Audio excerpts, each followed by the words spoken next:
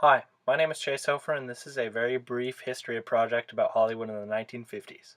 I will be presenting your information via timeline.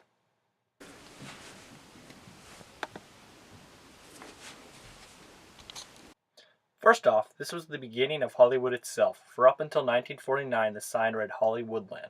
The land was removed to reflect the district rather than the housing development. The baby boom, the Cold War, and the Korean War were all headliners of what was going on in 1950.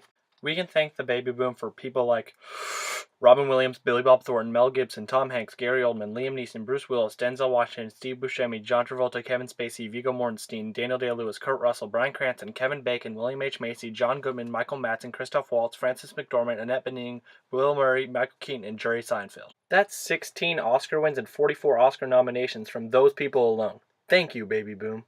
Outside of movies, though, this movement also produced legends like Hulk Hogan, Oprah, Madonna, Bill Gates, Steve Harvey, Michael Jackson, Jay Leno, and Phil Collins, to name a few. In the production aspect of the year 1950, probably the best noir film depicting Hollywood itself came out, Sunset Boulevard. What a historic classic. And that was basically it from that year.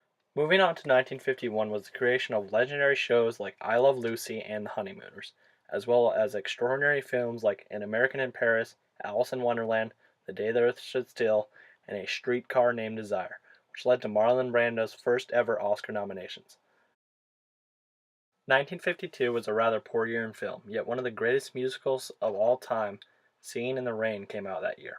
Quality over quantity, right?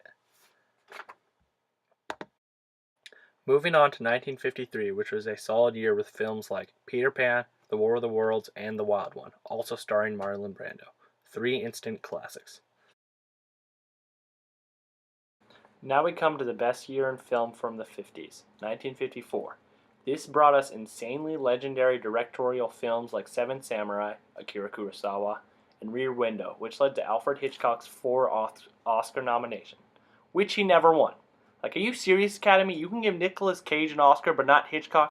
Moving on to 1955, I'm going to focus on one movie only. This is Rebel Without a Cause. A public symbol of young life in America, we see James Dean, 24 at the time, rebel against society itself. Shortly after the movie was released, James Dean died in a car crash only mere minutes after being warned by a police officer for speeding, signifying James Dean as a cultural icon, forever young and truly a rebel without a cause in himself. Don't speed, kids.